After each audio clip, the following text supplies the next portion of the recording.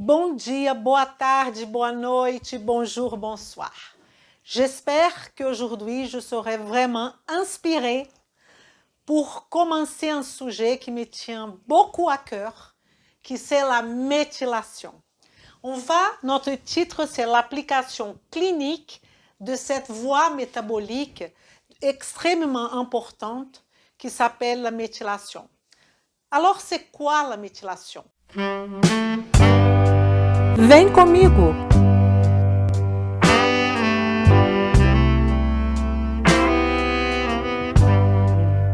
Quand on parle de méthylation, on parle de la vie. Parce que la méthylation, c'est un groupe méthyle que je vais vous montrer qui déjà est constitué pour de carbone et d'hydrogène. Ça veut dire qu'il est constitué pour la chimie organique. Et notre corps est essentiellement constitué de molécules organiques. Et le groupe méthyle est un groupe qui est constitué d'un seul carbone qui a une importance capitale. Ici, je vous fais une carte mentale où je vais prendre en considération tous les aspects qui seront abordés dans cette formation d'application clinique de la méthylation. Déjà, regardons ici le méthyle, le groupe méthyle. Il est constitué d'un carbone avec 3 hydrogènes et ici, c'est effectivement où il y a la possibilité que ce méthyle soit introduit à une autre molécule, une molécule qui va être la molécule acceptrice, qui va accepter le méthyle, ou on peut aussi enlever le méthyle. Donc, l'importance de ça, c'est que si on veut changer les structures d'une molécule, on peut additionner un méthyle ou on peut enlever un méthyle. Si on veut contrôler, par exemple, au niveau de l'ADN et ARN, on peut aussi méthyler. Donc, c'est d'une importance effectivement capitale. Et comme vous pouvez bien constater, ce groupe méthyle, il n'est jamais tout seul. Il n'y a pas un groupe méthyle tout seul. Déjà, le carbone, il a une valence de 4, donc il a besoin d'être toujours attaché à quelque chose. OK? Et on dit application clinique de la réaction de méthylation, qui est très connue aussi comme le métabolisme à un carbone. Voilà. C'est une voie métabolique qui va s'établir à partir de ce groupe méthyle qui a qu'un carbone. Donc, effectivement, la méthylation, c'est le transfert de ce groupe méthyle que pour nous aujourd'hui, et dans tous les tableaux qu'on va faire, d'ailleurs, on va faire plusieurs tableaux. On ne va pas être dans le rush en train de faire vite. Non, on va faire des tableaux, je ne sais pas combien, mais il faut absolument que vous compreniez bien et le détail de cette voie. OK? Donc, on va doucement. Je vais mettre sur notre plateforme au fur et à mesure que je le fais, mais avec beaucoup de précautions pour que je ne rate rien, pour que vous soyez le plus complet en termes d'information de cette méthylation. Pourquoi? Parce qu'on a biochimiquement parlant 5 piliers que j'appelle SOJI-H, qui est le premier, que peut-être on peut même changer pour MOJI. C'est la méthylation. Après, on va parler de l'oxydation. Après, on aura la glycation et l'inflammation et les hormones. Ça constitue effectivement les piliers de la nutrition fonctionnelle. Et donc, c'est pour ça on peut avoir plusieurs piliers, on peut regarder de différentes façons. Ça, c'est une façon et un regard, ce pilier SOJI-H ou MOJI-H, que je vais vous présenter après. D'accord? Donc ici, on vient de voir cette définition de cette molécule, qui c'est la molécule de la vie. Elle est présente dans toutes les cellules eucaryotes. OK? Et là, on va voir l'introduction. C'est une introduction importante parce que de la même façon que c'est un phénomène complètement physiologique qui fait partie de notre corps, elle aussi est très sensible à l'environnement. Donc, j'ai mis ici, on va rediscuter tout ça, je répète. Mais sensible à l'environnement, pourquoi? Sensible à la pollution, extrêmement sensible au stress, sensible à l'âge. On sait que le vieillissement, plus on gagne de l'âge, plus on peut avoir des troubles de méthylation qui va engendrer plusieurs problèmes. Ça veut dire l'âge a tous les troubles liés au vieillissement sont liés aux troubles de méthylation ou peuvent être liés aux troubles de méthylation. Il y a aussi la nutrition. La nutrition, elle est extrêmement importante parce que dans ce processus de méthylation, on aura la vitamine B9, folate, la vitamine B12, méthylcobalamin, la vitamine B2, riboflavine, la vitamine B3, la vitamine B6. On aura aussi la glycine. Tout ça font partie de cet environnement de méthylation. Il y a aussi le fait qu'on soit en état de jeûne ou qu'on soit en état alimenté, ça veut dire en postprandial, parce que tout va commencer d'un acide aminé qui s'appelle la méthionine et qui, quand on mange les viandes, les protéines, on aura la présence de cette méthionine, qui est notre base pour développer cette méthylation. Donc, cette nutrition, elle est extrêmement importante, soit dans l'état de jeûne, soit dans l'état alimentaire, et tous les nutriments, vitamines, etc., qu'on a besoin pour que cette méthylation se passe bien. On peut aussi parler du zinc, c'est très important dans cette notion de méthylation. Et il y a aussi l'environnement qu'on appelle la épigénétique. On va faire une formation que sur les aspects de l'épigénétique. Mais déjà, j'ai écrit ici en anglais, you are what your grandma ate. Ça veut dire, nous sommes le produit de ce que nos grands-mères, ont mangé. Donc, on sait aujourd'hui qu'il y a une influence de génération et de génération. Le produit d'Elisa, c'est le produit de ce que ma grand-mère, mes grands-parents ont mangé. D'accord? Et ça, sont les facteurs épigénétiques. Ça veut dire qu'ils sont à côté de la génétique pure, de la génétique chromosomale, ok? Qu'on va discuter tout à l'heure. Ok. Maintenant, cette méthylation, elle est formée d'un engrenage de réactions. Une réaction qui est liée à une autre réaction, qui est liée à une autre réaction. Et c'est ça la beauté de ce phénomène métabolique. C'est de comment on va comprendre cet engrenage qui sont des roues presque, qui une tourne l'autre, qui tourne l'autre. Donc, si on parle de ces réactions, on va faire une division didactique, évidemment, en 3 parties. La première partie qu'on va appeler, il y a beaucoup qui appellent la réaction de méthylation. Mais moi, je voudrais changer un petit peu pour notre compréhension. On va parler de cette première réaction de déméthylation. Parce que c'est la dépense, on va dépenser notre groupe méthyle. Ça veut dire qu'on va faire effectivement les transferts du groupe méthyle aux molécules qui sont prêtes à accepter ces méthyles. Et à partir du moment qu'elles vont accepter, il y aura un changement biologique quelconque. OK? Donc, c'est pour ça que j'appelle déméthylation. Parce que, en fait, cette réaction va perdre le méthyle. Après, si elle va perdre le méthyle, il va falloir avoir un autre méthyle pour faire à nouveau la déméthylation. Okay? Évidemment que c'est une méthylation, ça veut dire j'ai une molécule qui va accepter le méthyle, okay? Et comme ça, mon système va perdre un méthyle. Mais je voudrais dire déméthylation pour que vous compreniez que le premier cycle, le premier engrenage, il y a un couple qui s'appelle méthionine-homocystéine, où la méthionine devient l'homocystéine. Et normalement, l'homocystéine devrait revenir à méthionine pour faire cette déméthylation et reméthylation. Mais les choses ne vont pas se passer exactement comme ça. On a encore dans cette déméthylation, on va avoir la monnaie d'échange. Vous savez que l'ATP, c'est la monnaie énergétique du corps. Je vous présente la monnaie de la méthylation.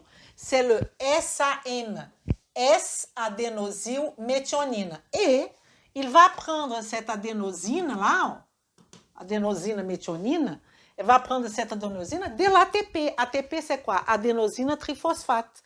On va voir tout ça, d'accord? Comment, au travers de la méthionine, cette déméthylation, elle part de la méthionine, ça veut dire je mange, ok? J'ai des protéines. Parmi les protéines, j'ai un acide aminé qui s'appelle méthionine. Cette méthionine va, au travers de l'utilisation de l'ATP, adénosine triphosphate, va se transformer en SAM, qui est la S-adénosine-méthionine, qui est la monnaie d'échange de la méthylation. C'est elle qui est la forme active, qui effectivement donne le groupe méthyle aux molécules qui vont accepter ce méthyle. Parce que je pense que vous pouvez bien comprendre ça. Deuxième réaction. Là, on a fait la déméthylation. Maintenant, on va faire la réméthylation. Il y a deux façons, uniques façons, qu'on peut réméthyler. OK? Qu'est-ce que je veux dire par réméthyler? C'est, j'ai besoin de méthionine, j'ai besoin de SAM. Un détail, quand on dit SAM comme ça, c'est la biochimie. Quand on dit SAM avec un petit E, vous savez, on dit SAMI, ou le SAMé, ou SAMI. Ce SAMI, c'est la substance, le micronutriment qu'on achète. Normalement, on peut dire comme ça. Mais en biochimie, on dit SAM, ok? La S-adénosine ou adénosylméthionine. Ok. Donc, je suis ici dans la réméthylation et je vous avais dit qu'il y a deux façons de le faire. La première façon, c'est en train d'utiliser un camion, un bus, un transporteur qui va mettre le groupement méthyle dedans et qui va aider à ce processus numéro 1. On va tout voir. Mais pour l'instant, je raconte l'histoire. Qui c'est le méthyl tétrahydrofolate. OK? Cette molécule tétrahydrofolate, elle me donne déjà le mot folate, ça veut dire que j'ai besoin de vitamine B9. OK? J'ai besoin de folate. Alors, ce méthyl tétrahydrofolate, il n'est pas produit par la B9. La B9, c'est qu'un camion, un transporteur qui va transporter ce méthyle, qui va venir d'où? D'où va venir ce méthyle? Donc, il peut venir, par exemple, de groupes, de poules. Quand on dit poule, c'est plusieurs molécules. Monocarbonées. Le méthyle, le groupe méthyle, c'est monocarboné. Et ce méthyle va venir d'un groupe monocarboné, sérine, qui se transforme en glycine. La glycine, fait partie du groupe monocarboné qu'on va voir tout à l'heure. Okay? Donc, ce qui est important, c'est que cette réméthylation, elle est faite, qui va participer, c'est le tétrahydrofolate avec ce méthyle qui vient de là. OK? Deuxième façon. La deuxième façon, c'est la choline. La choline, c'est un alcool. La choline, elle n'a pas une fonction spécifique dans la méthylation. Elle peut aussi participer, par exemple, de la synthèse de l'acétylcholine, que vous connaissez, notre neurotransmetteur du système parasympathique par excellence. Elle peut aussi participer de la formation de la lécithine, qui c'est une phosphatidylcholine. On peut appeler phosphatidylcholine ou lécithine. OK? Enfin, mais cette choline, elle peut devenir aussi bétaïne au travers des enzymes qu'on va voir. Et cette bétaïne, elle est plus spécifique de la méthylation, la bétaïne. OK? Et donc, il y a ces deux façons de réméthyler. Soit par on appelle les cycles du folate, soit par ce cycle choline-bétaïne, qu'on verra plus tard. Et on a aussi une troisième voie, qui c'est la voie de la transsulfuration. Okay?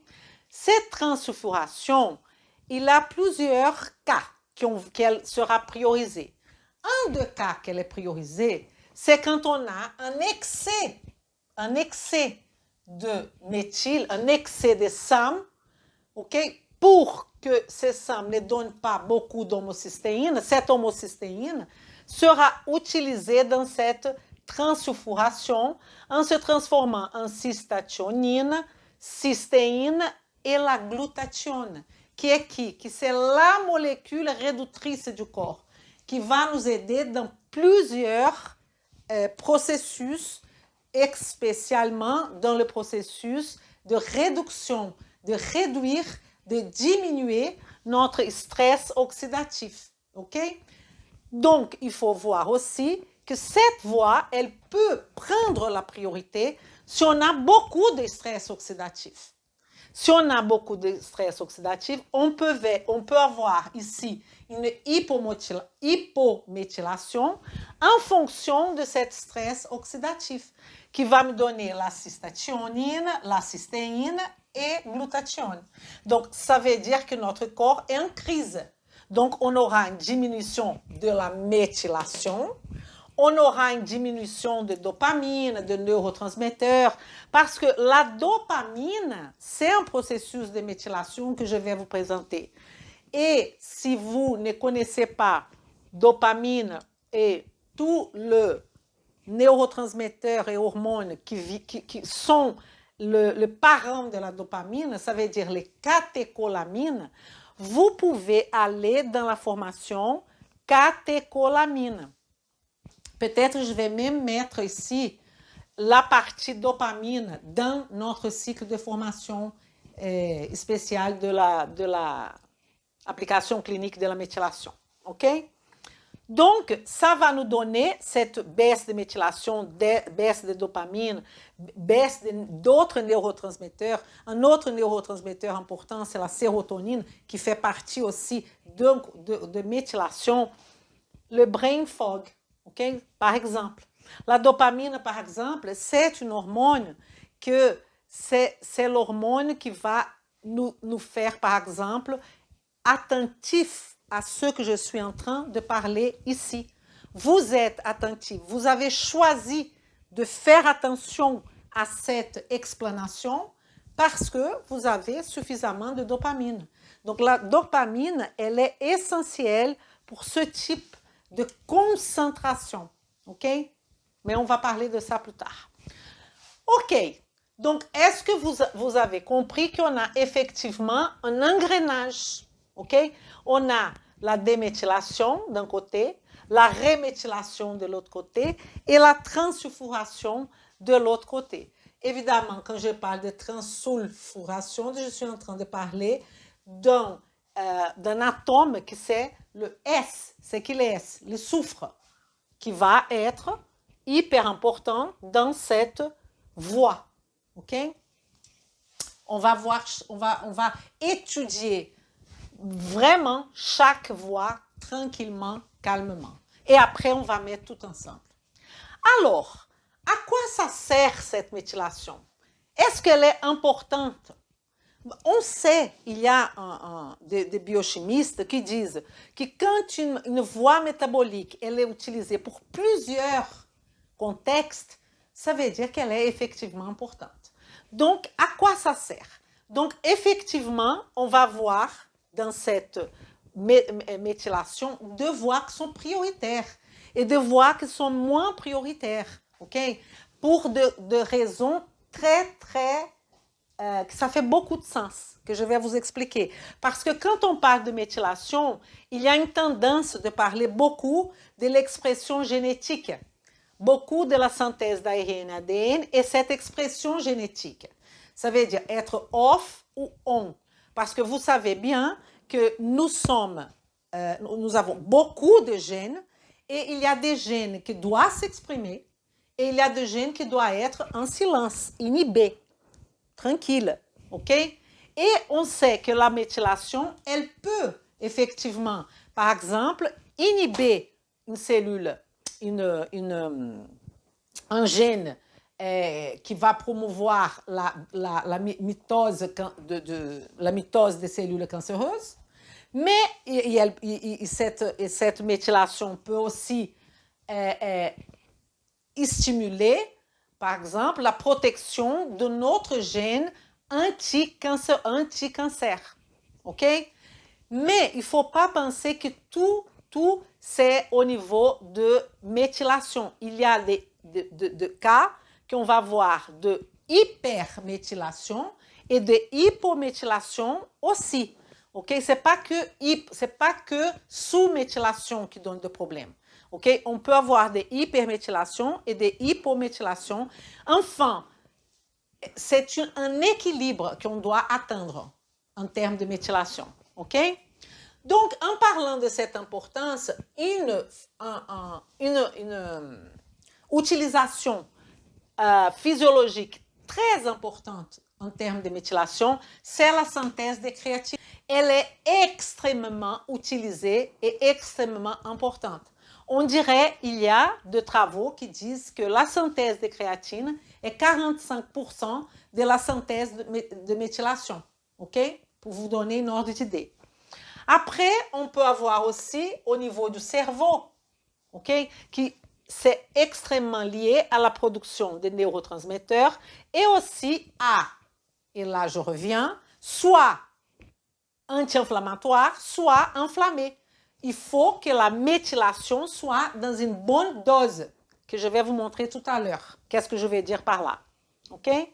On peut avoir aussi au niveau de l'expression génétique, comme je vous avais dit, qu'on va avoir off-on et aussi la synthèse. Elle participe de la synthèse d'ADN et de ARN. Qu'est-ce que je vais dire par là? Que la créatine, pour synthétiser la créatine, j'ai besoin de méthyler. Pour avoir, par exemple, quelques neurotransmetteurs, j'ai besoin de méthyler. Okay? Je ne peux pas transformer noradrénaline en adrénaline sans méthyler, par exemple. OK? Il y a aussi une action sur notre processus de détoxification du foie, au niveau du foie. Vous savez qu'on a deux moments, phase 1 et phase 2, au niveau de détoxification dans le foie. Donc, pesticides, métaux lourds, polluants, lipopolysaccharides, ça veut dire les bactéries gram-négatives, transformation hyper importante de la 4-hydroxyestradiol, OK, en méthoxyestradiol dans la phase 2. Vous savez, les estrogènes, on a des estrogènes qu'on ne veut pas. On veut ni le 4-hydroxyestradiol, ni le 16. Donc, tout ça sera métabolisé par le foie pour se transformer en méthoxyestradiol. OK? On verra ça aussi. Donc, ce processus de détoxification, synthèse des neurotransmetteurs, il y a la production de cette molécule qui s'appelle tétrahydrobioptérine, qui est associée d'ailleurs à cette fonction, qui est la synthèse de monoxyde d'azote et non notre vasodilatateur. Donc, ça veut dire que pour faire la synthèse de monoxyde d'azote qui est un vasodilatateur, on a besoin de méthylé. OK? Et ça fait partie de l'histoire, la tétrahydrobioptérine, qu'on verra plus tard. Et cette action de tétrahydrobioptérine a besoin aussi de zinc. OK? Ce que je voudrais vous montrer ici, donc, la méthylation optimale, elle est là. I feel great. Je suis aux anges. Je dors bien. Je me sens bien. Je n'ai pas de problème intestinal.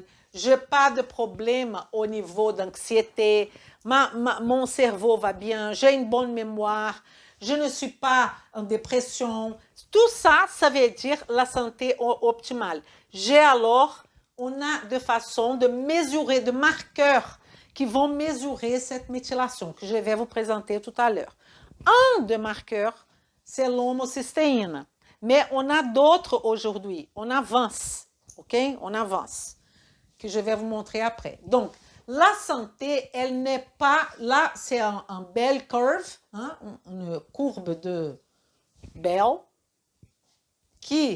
bell curve, vous connaissez ça, on a ici une méthylation lente d'un côté et là aussi. La santé, elle n'est pas là. La santé, elle est ici, ok? Ça veut dire qu'on a un équilibre, on n'a pas un excès de SAM, tout est dans l'équilibre. On mange correctement. On ne va pas manger 500 grammes de viande par jour. Pourquoi? Parce que dans la viande, il y a la méthionine. S'il y a trop de méthionine, le corps va déséquilibrer. La macronutrition, elle est très importante. On verra tout ça. Si je mange que de glucides, ici, dans cette transformation de méthionine en SAM, j'aurai l'interférence de l'ATP. Et vous allez voir que ce n'est pas aussi simple.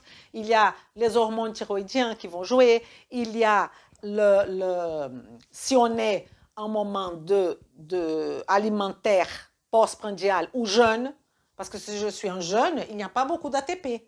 Si je suis postprandial, il y en a augmentation de l'ATP. Si je ne suis pas en train d'utiliser toute ma voie de méthylation ici dans la transformation parce que mon stress oxydatif est là-haut, le corps il est en homéostasie. Il va faire ce qu'il faut pour maintenir l'homéostasie, pour qu'on ne meure pas. Ok? Donc, même s'il y aura de préjudice au corps, il va tout faire pour maintenir, pour le maintien de cette homéostasie. Ici, c'est la santé optimale. Ça ne veut pas dire qu'elle ne bouge pas. Elle va bouger en fonction de notre vie. OK? D'accord. Ça, je vais parler dans quelques moments. Donc, qu'est-ce qu'on peut voir? Quels sont un déséquilibre de cet engrenage? Quelles sont les origines de ce déséquilibre? Quelles sont les conséquences de ce déséquilibre? Donc, on parle beaucoup de hypométhylation. J'ai laissé ce mot hypométhylation pour l'instant, mais il faut savoir que ce n'est pas que hypo. On peut être aussi en hyperméthylation. OK? Méthylation, attention de ne pas mélanger avec hypo ou homocystéinémie. Parce que homocystéinémie, c'est l'homocystéine dans le sang. Donc, si j'ai une hypométhylation, normalement, j'aurai un hyper-homocystéinémie. Si vous ne comprenez pas ce que je dis, ce n'est pas grave. Si vous comprenez, OK. Donc, en hypométhylation, quelles pourront être les origines de cette hypométhylation? Comme je vous ai dit, un déficit nutritionnel. Manque de B9, manque de B12, là on peut parler de véganes, ok, qui ne mangent pas, qui ont des problèmes vis-à-vis de la cobalamine, de la vitamine B12. On peut avoir une personne avec une anémie par manque de B12, ok? On peut avoir manque de B6, on peut avoir manque de zinc, on peut avoir manque de choline, enfin, un déficit nutritionnel quelconque. On sait par exemple que le facteur de l'environnement peut être une origine. Si c'est facteur, c'est environnementaux. Mais là, cause environnementale. Ça peut être l'alcool, excès d'alcool, cigarette, fumée, cigarette, excès de café, ok? Ça peut aussi avoir, là c'est entre deux chaises, ça peut être l'origine comme ça peut être conséquence. On peut par exemple avoir de cancer, des pathologies peut donner hypométhylation et hypométhylation peut donner comme conséquence les pathologies, ok? Mais normalement quand une personne elle a cancer, quand elle a hypertension, insulinorésistance, diabète type 2, obésité, on pense tout de suite à méthylation. On va voir un cas clinique au fur et à mesure, ok?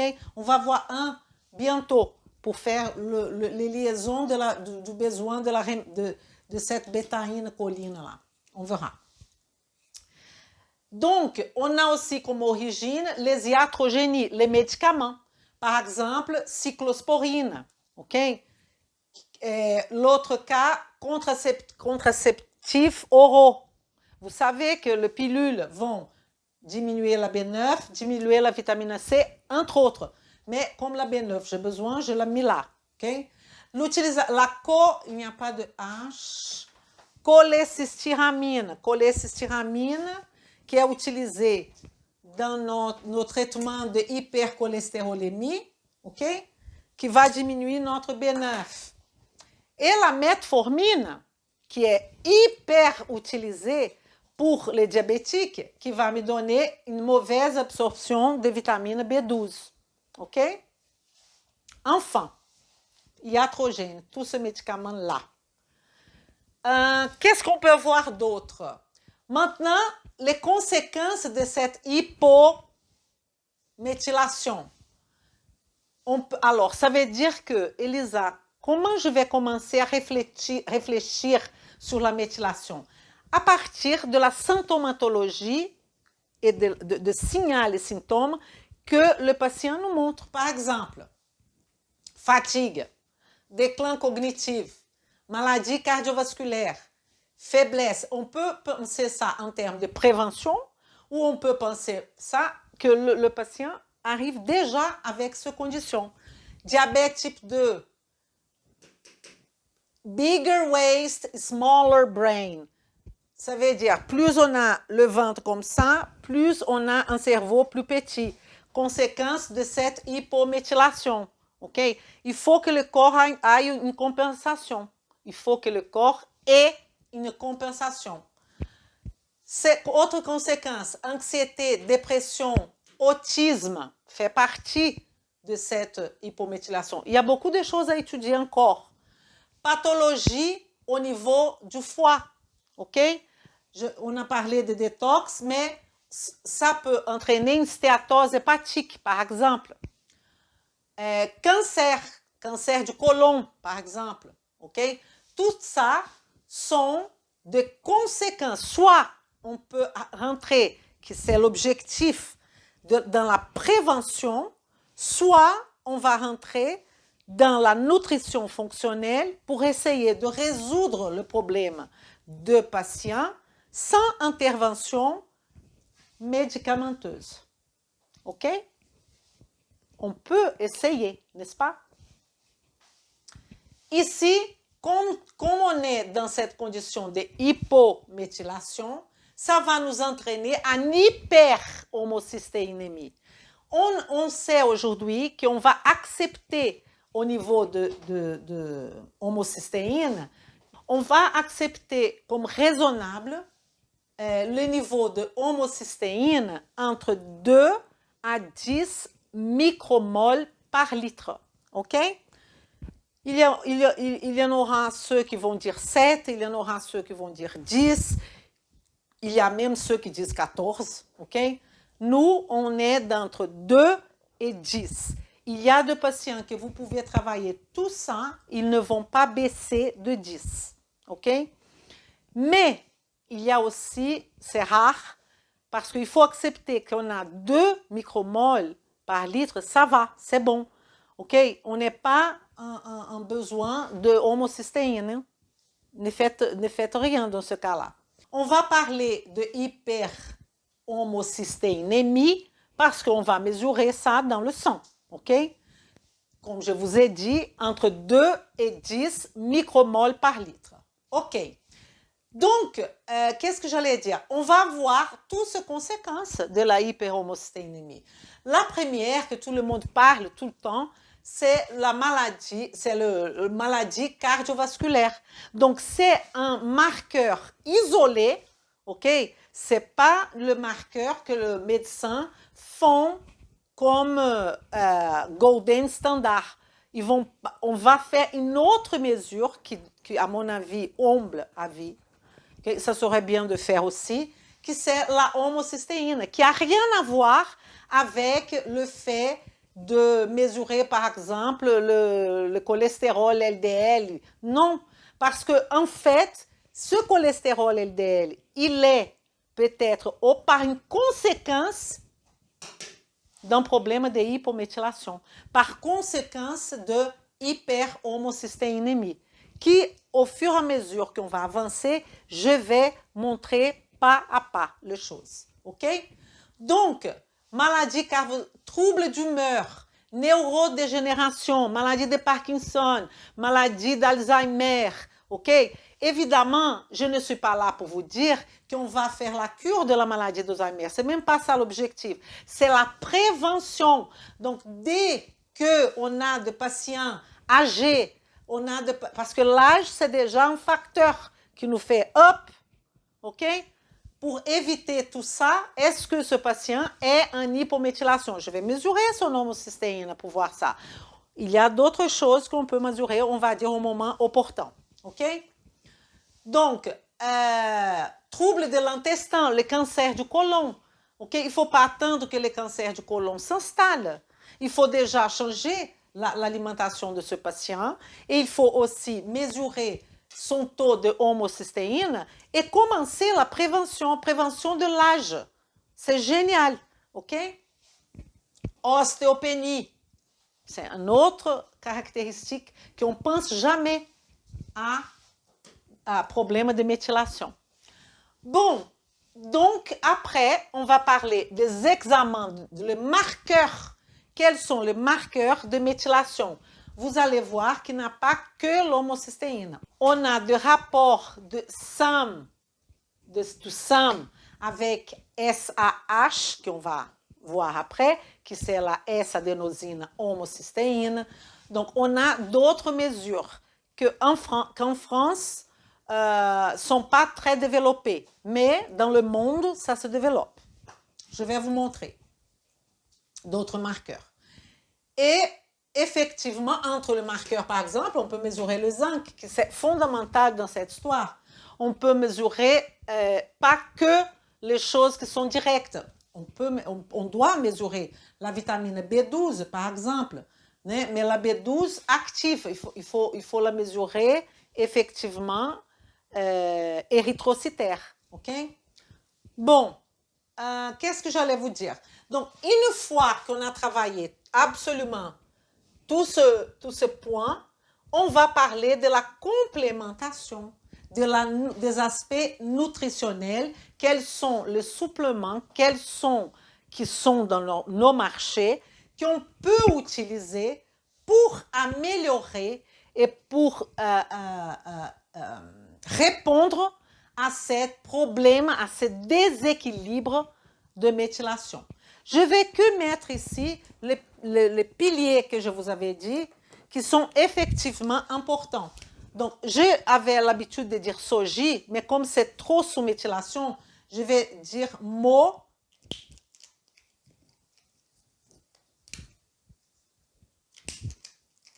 J'ai en fait le I, H, MOGI.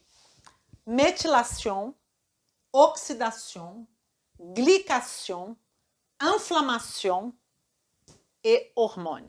Ça constitue la base de la nutrition fonctionnelle.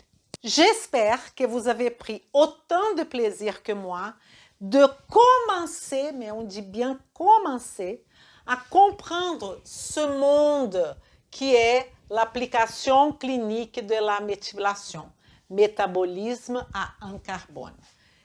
Si vous avez bien compris, si vous avez bien aimé, je vous demande quand même de mettre votre avis là.